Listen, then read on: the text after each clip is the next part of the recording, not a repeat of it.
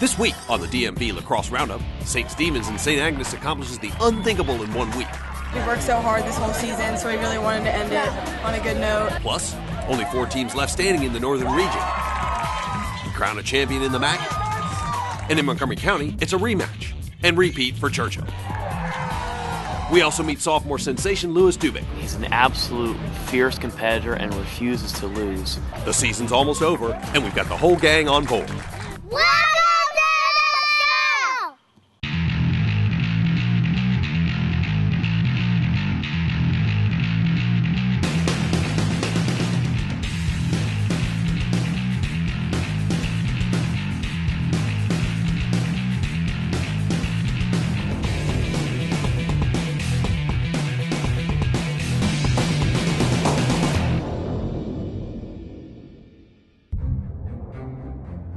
We could have been average. We could have been satisfied. But instead, we went from unranked to number 1 in 8 weeks. Eric Lusby's been the best player without question. Kid can't miss right now. And on Memorial Day, we left the field champions. I'm Eric Lusby. Hydrate to dominate with Motive Pure. We started off in Fairfax for a Northern Region quarterfinal. Rams on top 2-1 when Charlie Morissette drives in, then dives in for the score.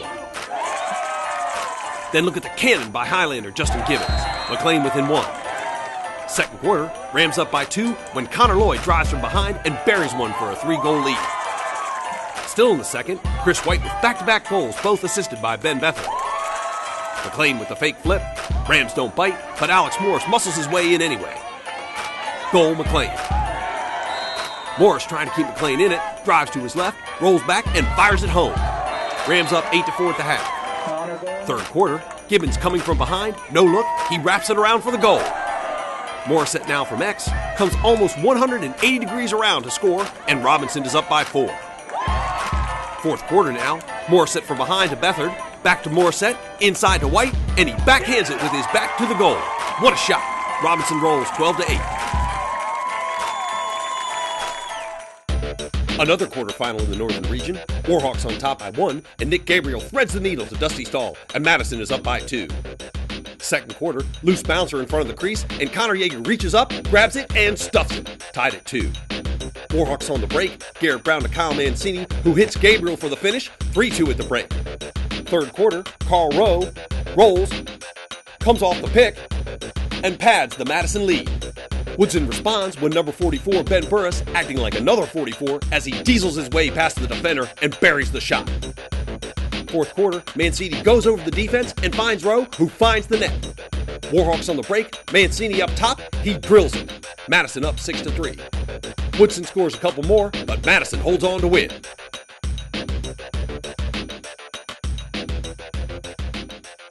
So the Warhawks move on to face a Robinson squad that they defeated 15-8 in early April, and Chantilly will get a rematch with a Saxon squad that handed them their only loss of the season. St. Stephens and St Agnes, winners of the last 17 league tournaments, looking to continue their dominance in the ISL. MT Fogarty running this one in, keeping it, and burying it. 2-1 Saints. Cubs not backing down, Grayson McPhee drives in with the defenders all over her and bounces it in for a 3-3 tie. Free position, Sophie Davidson to Carly Reed, fake, goal. Again, Davidson to Reed, rolls left, goal. 7-3 Saints. Davidson scores here, and the Saints rattle off 6 unanswered goals to take a commanding lead. 15 seconds left in the half, and Besser Dyson with a great pass to Fogarty inside. Dyson had a huge year with over 150 assists, 11-6 at halftime. Tess McAvoy scores here on a free position, then spins, penetrates, and delivers another. Fogarty bears her 5th goal of the game, but here come the Cubs. McAvoy sweeps and cuts the Saints' lead to 2 with just over 3 minutes left. Then Mary Padalita hits Kelly Myers, and the lead is down to 1 with just over 1 minute to play. Saints get possession, and Carly Reed is alone in front, and she ices another Saints championship. That's 18 tournament titles in a row. we always know visitation comes to play and works really hard.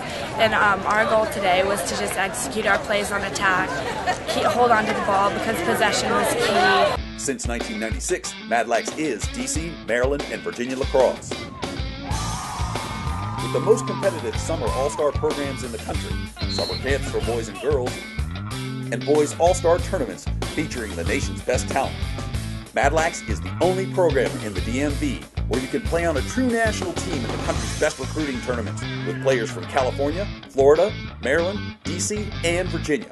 For information on camps, tryouts, and much more, go to madlax.com. In the MAC, 7 contending for the title, but Potomac is the strong favorite, having won the last 2 titles and 3 of the last 4. They advanced to face last year's opponent, the Flint Hill Huskies. These two met earlier in the year, with Potomac coming out on top 7-5. First quarter, Kevin Haverman finds Ben Raytano, who runs through the check and puts Potomac up 2-0. Philip Bennett from outside, he's got the rope. Bennett inside to Fitz Reese, and the Panthers roar out to a 6-0 first quarter lead. Stephen Peterson finds his cousin Nick on the break, and the Huskies finally get on the board. Third quarter, and it's another surge by the Panthers. Here, Jack O'Brien muscles his way in and puts Potomac on top 12-2. Stephen Peterson here with a nice split, and he buries one on the run. Then Bennett draws the slide, and Brooks Arundel sneaks in behind the defense. It's just too much Potomac. Panthers claim their 3rd title in a row and 22nd straight conference win.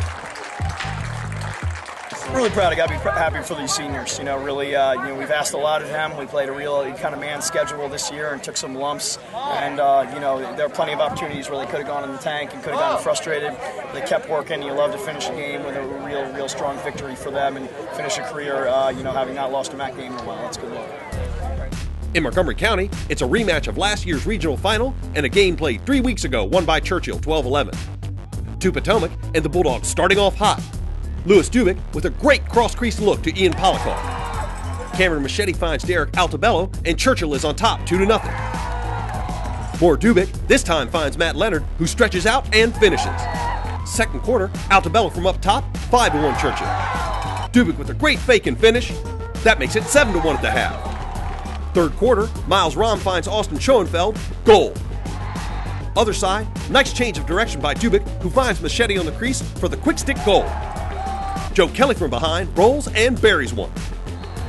Schoenfeld again, backing in and squeezes it off the near post. But Churchill is on top by 6 with 10 minutes left in the game. Here come the Patriots. Rahm to Jake Mitchell on extra man. Kelly to Schoenfeld, who draws a crowd, draws a flag, and scores. Extra man again, and it's Mitchell again. 2 minutes to play, and Wooten is within 1.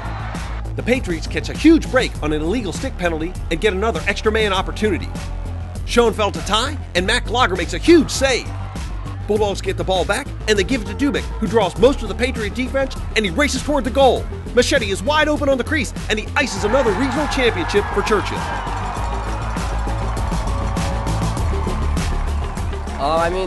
They fought hard, or fought back in the second half. We kept our composure, though, even though they brought up with 11-10. So, we kept our composure and we kept going. It feels fantastic. It's a different year, it's a different team, but it's great to get it done once again. This week's player in focus, Churchill sophomore attackman, Louis Dubick. Louis is a fantastic player. He's starting to become our vocal leader on the team now. Even though he's a sophomore, guys are starting to follow him through his actions as well as what he's saying on the field. He's kind of like a coach on the field now. We got such classy guys like Matt Leonard and Ian Polikoff and Connor and Harry Criswell. They're just great teammates, great friends, and great players and guys that I hope to be friends with the rest of my life. He's got the best hands on our team, got great stick work, great work ethic, sees the field extremely well, very unselfish with the ball. He's an absolute fierce competitor and refuses to lose.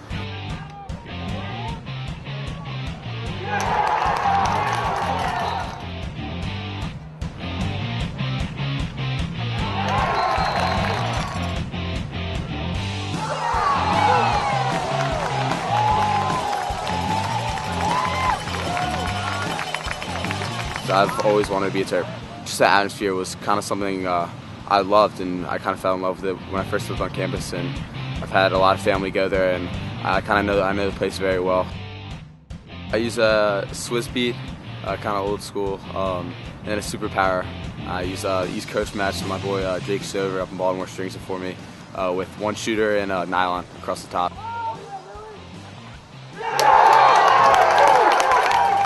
To be your arch rival in your field 2 years in a row, nothing beats it. Nothing like it. I mean, just a feeling when you're running out of the field, seeing the clock 0-0, just celebrating with your friends. I mean, guys you've worked all year so hard with. Lou has smashed quite a few records here at Churchill.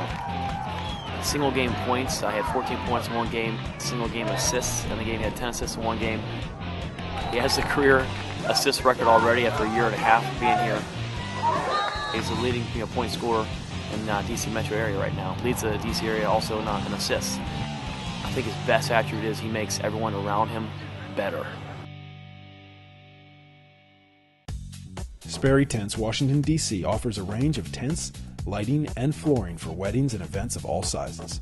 Working for Sperry Tents is also a great summer job for high school and college students. Visit us at SperryTentsDC.com. To the ISC and top seed Georgetown Prep hosting 4th seeded St. Stephens and St Agnes. The Little Hoyas won their earlier meeting 6-2. Prep on top 1-0 when Drew McLaughlin gets a ground ball, runs past 3 Saints defenders, and buries the shot for a 2-goal lead. Saints responding, John Aversa finds Seth Miller for a nice finish. Second quarter, Townsend Brown working inside and finishes low, 3-1 Prep. Saints on the break, Turner Schmidt to Miller, huge face dodge, and he sticks it low. Extra man for the Hoyas, Connor Giblin to Kyle Strang, and it's a 5-2 lead. Isaiah Davis-Allen from up top, he runs past the long stick and cuts it to a 2-goal lead at the half. Fourth quarter now, and the Saints looking for the tie. John Aversa helping out on the clear, brings the ball into the offensive zone, holds onto it, splits the defender, and bounces one home. Tie ball game, and Seth Miller from X, speed dodge, and finish. Saints take their first lead. 2 minutes to play, and Brendan Collins dodges from up top to the left, and we're tied again. We go to overtime, and Miller working from behind, quick stutter, gets just enough space, and delivers the game winner. He's going to need that gear back because the Saints are going to the ISC final.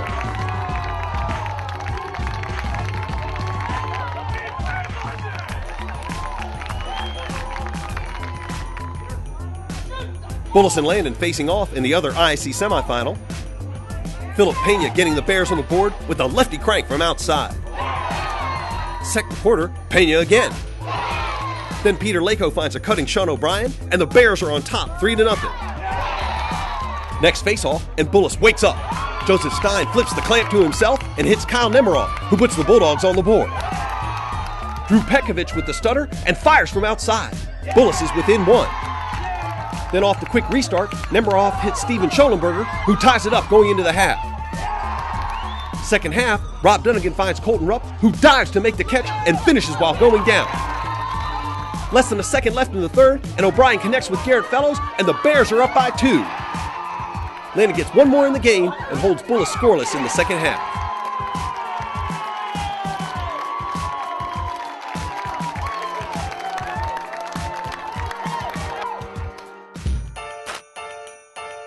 That sets up the Landon St. Stephens final for the ISC, but before they could face off against the Bears, the Saints had to attend to matters in the Virginia State Private Championship game, where they faced another one of the top teams in the DMV.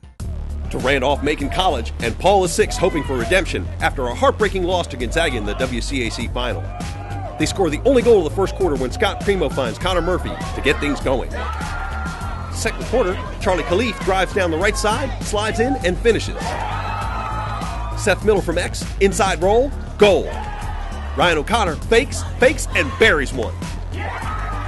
O'Connor again drives the right, switches hands, and we're tied at 3 at the break. Third quarter, Andrew Weissman runs into traffic, runs out of traffic, face dodges, and scores. 4-3 Saints. John Aversa, driving from behind, dishes to Jones V, who fakes and delivers. Fourth quarter, and the Saints are up by 1. Murphy to Chris Camarca, and it's tied at 5. 36 seconds to go, and here comes Aversa from behind. Inside roll, and gets lost in a mob of defenders, but somehow squeezes off the game winner. The Saints are state champs. Can they do it again in the ISC?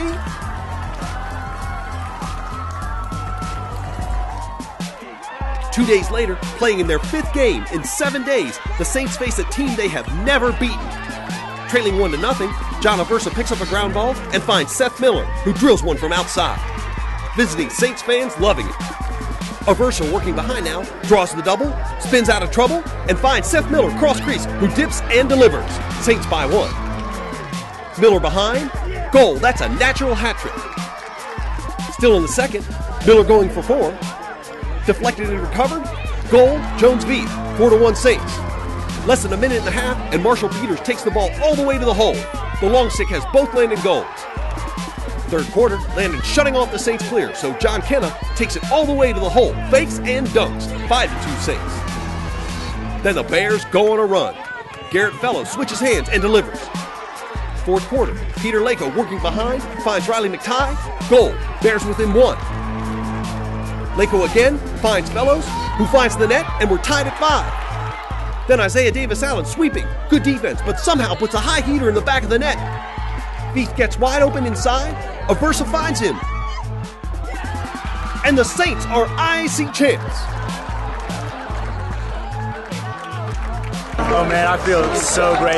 We just won a stage this weekend and being able to come out here and win the ISL Championship. Words can't explain. I just really want to thank our coaches. They were great this year. They really kept with us. We definitely lost some that we should have won, and they kept the faith, kept faith in us. So I really want to thank them, and it means the world to be out here and win this.